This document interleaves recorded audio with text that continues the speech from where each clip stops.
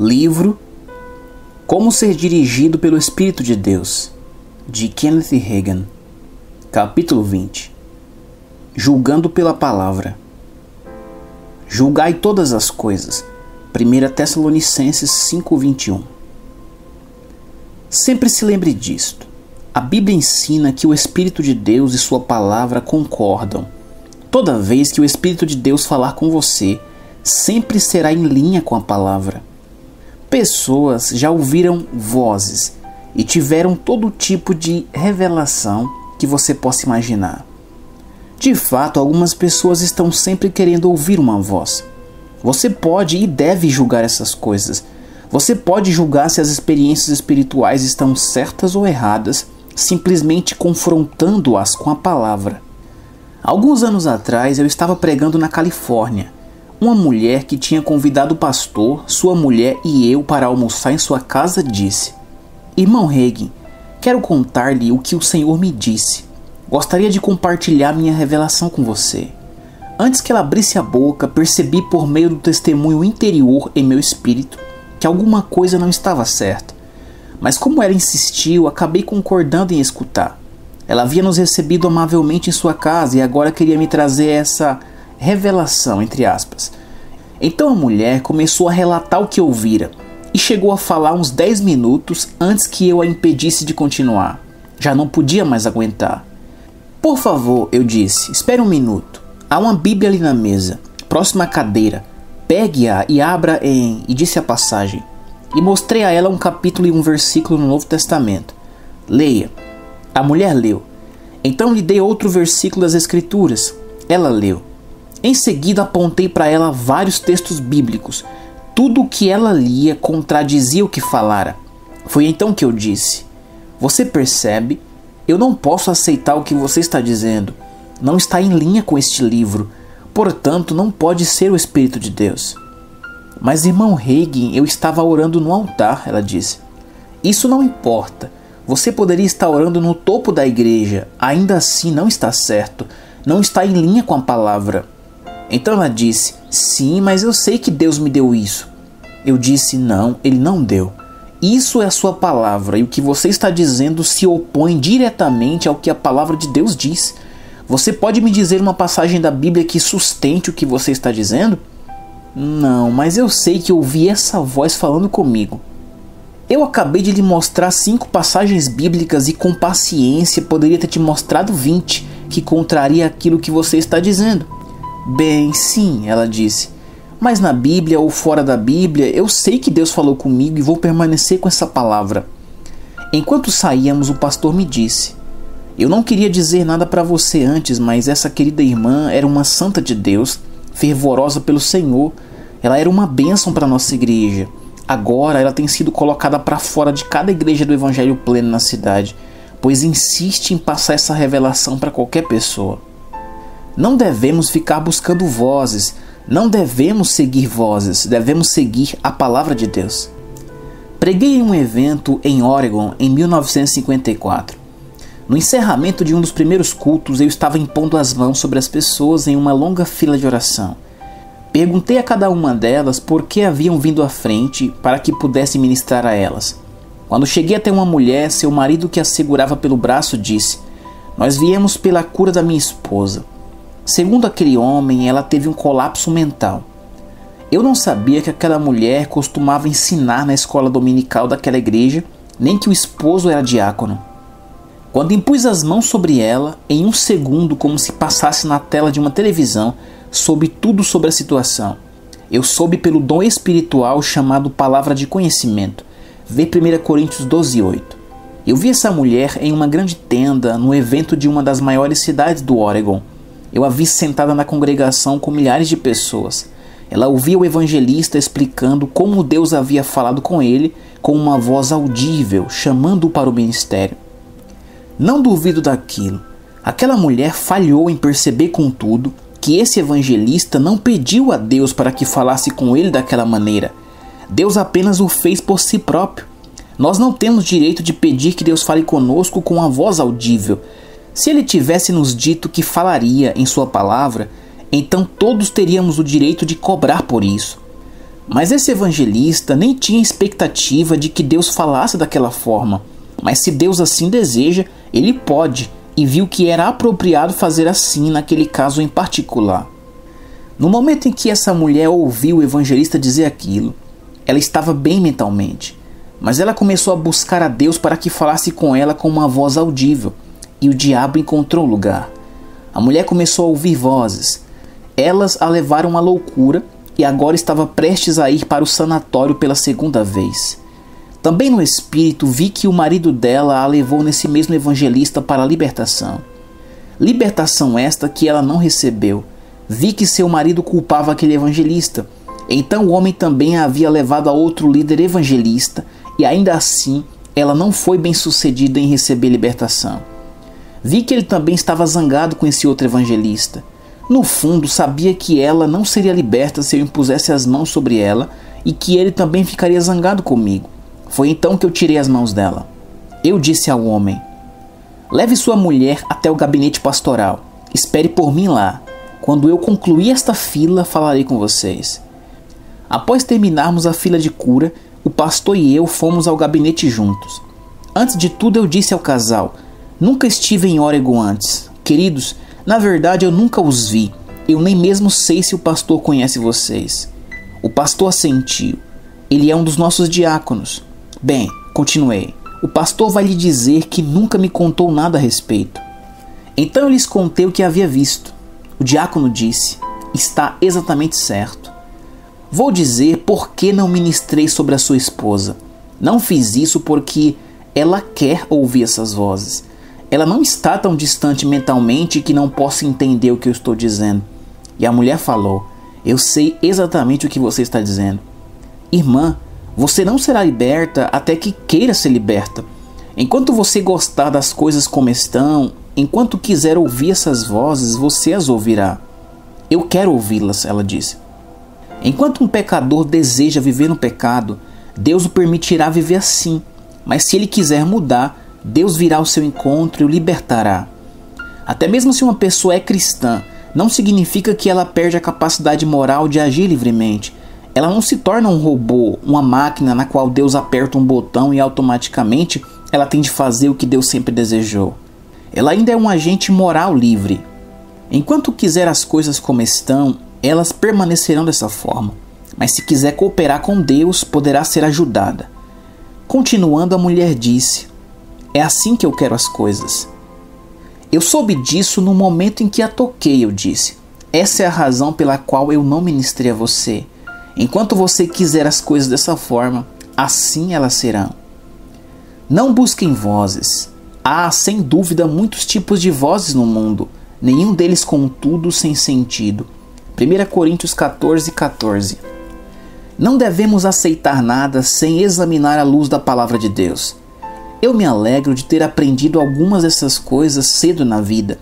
Mencionei que recebi minha cura quando garoto apenas agindo com base em Marcos 11, 23 e 24. Nasci com uma má formação no coração. Não pude correr ou brincar como as outras crianças. Fiquei acamado 4 meses antes do meu aniversário de 16 anos. Meu corpo ficou praticamente paralisado. Definhei até pesar quase 40 quilos. Um dia perguntei ao 5º médico que analisava o meu caso: tem alguma coisa errada com a minha vista ou é com meu sangue? Quando tiraram o sangue do meu dedo para um exame, não parecia vermelho. Esse médico explicou: vou lhe dizer a verdade, filho. Vou explicar isso em termos leigos. Você viu seu sangue assim porque os glóbulos brancos consomem os glóbulos vermelhos mais rápido do que o seu corpo pode produzi-los. Não há nada que nós clinicamente possamos fazer a respeito. Se você não tivesse esse problema no coração, se não tivesse essa paralisia, essa doença incurável no seu sangue, por si só já seria fatal. Eu não sabia nada sobre cura divina. Não conhecia ninguém no mundo que acreditasse nisso. Quando encontrei esse assunto na Bíblia, pensei que tinha achado algo que ninguém mais sabia. Agi sobre a palavra de Deus e fui curado. Os membros da minha família eram o que chamaríamos de cristãos nominais. Eles eram cristãos bebês, foram salvos, mas não foram ensinados além disso. Eram ignorantes da palavra de Deus no que concerne a cura. Nossa igreja ensinava que Deus poderia curar se Ele quisesse. Outros ensinavam não somente que Deus não curaria, mas que Ele não podia curar.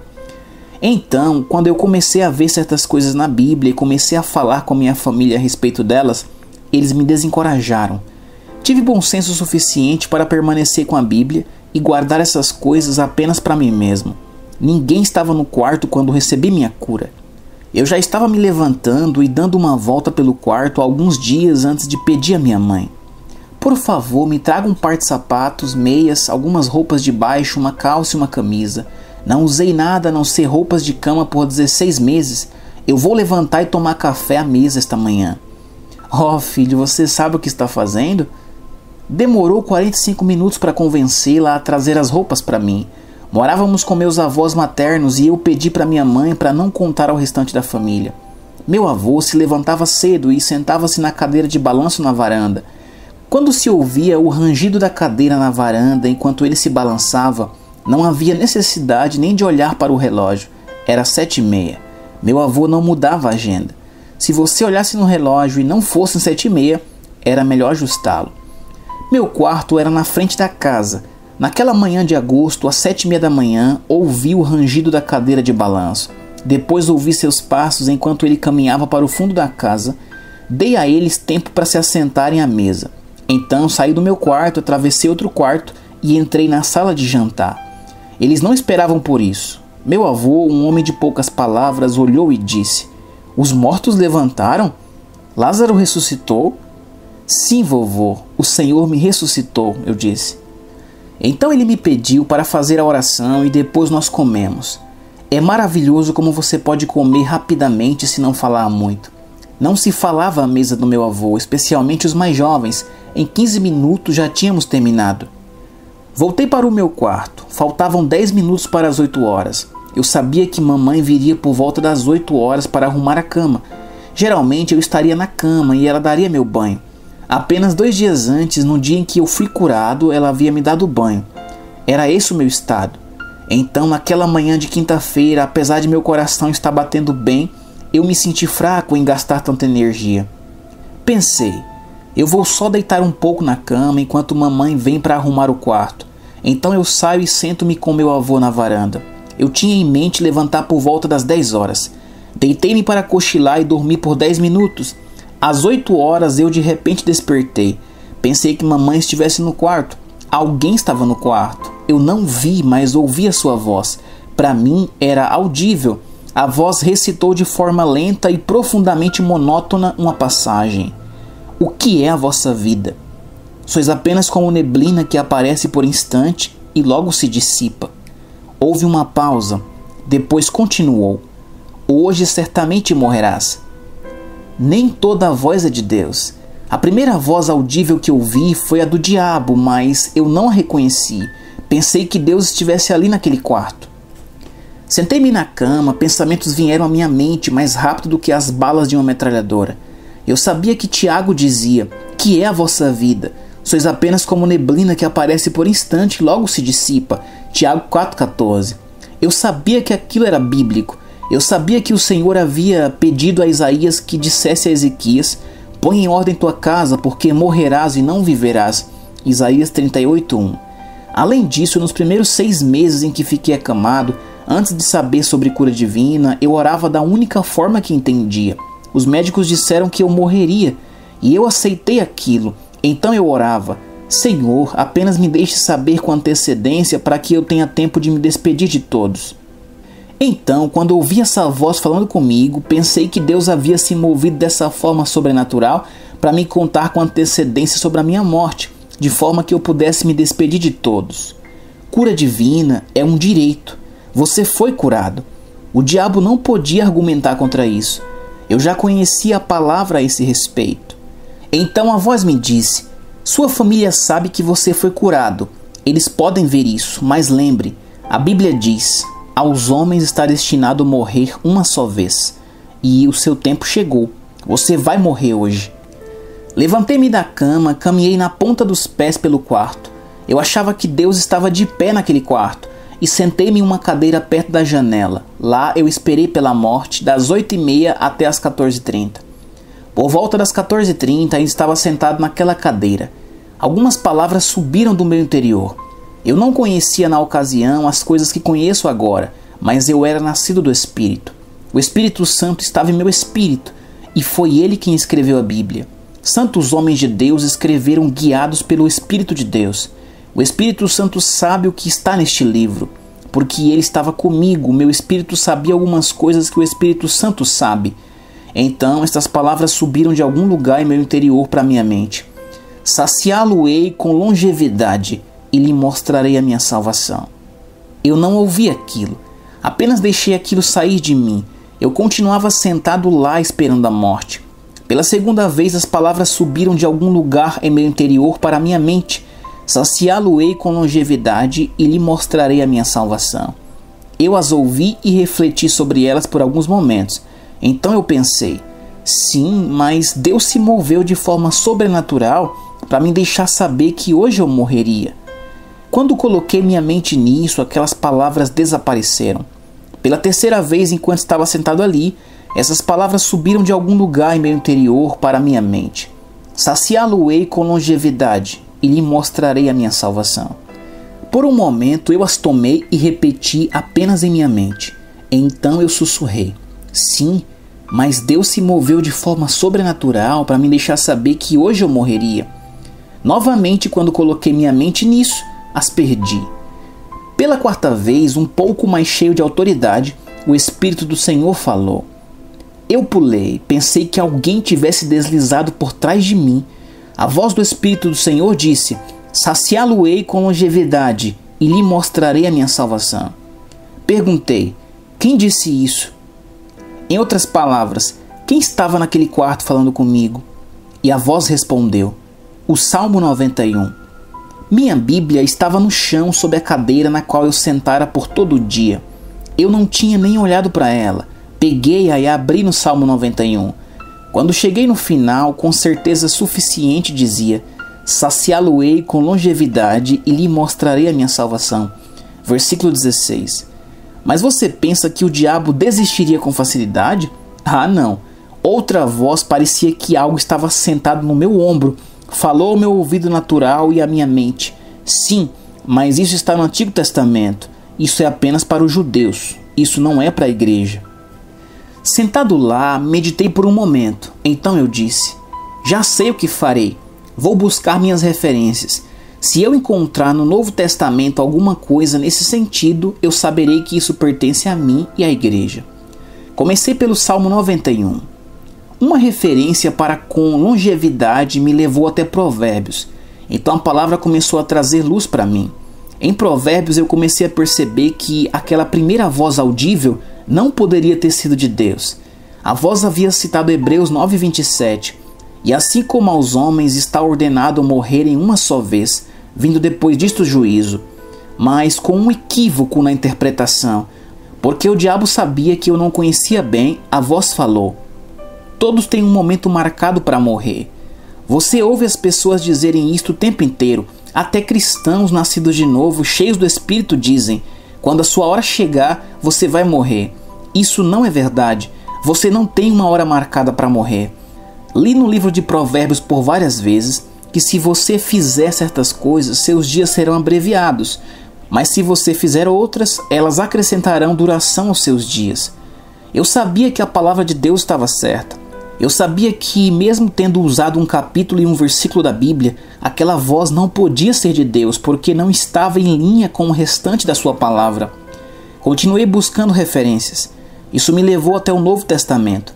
Cheguei a Efésios 6, do 1 ao 3, e a primeira e a segunda carta de Pedro.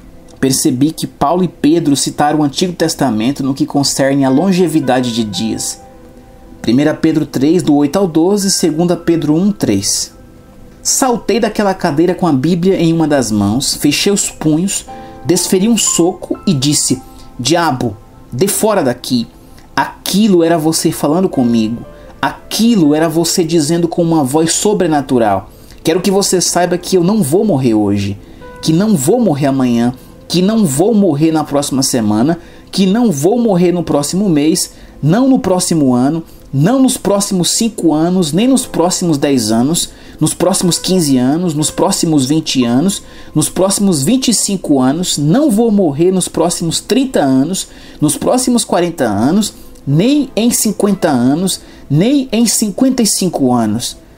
A palavra de Deus diz: saciá-lo-ei com longevidade. Vê Salmo 91:16. E eu vou viver até estar saciado.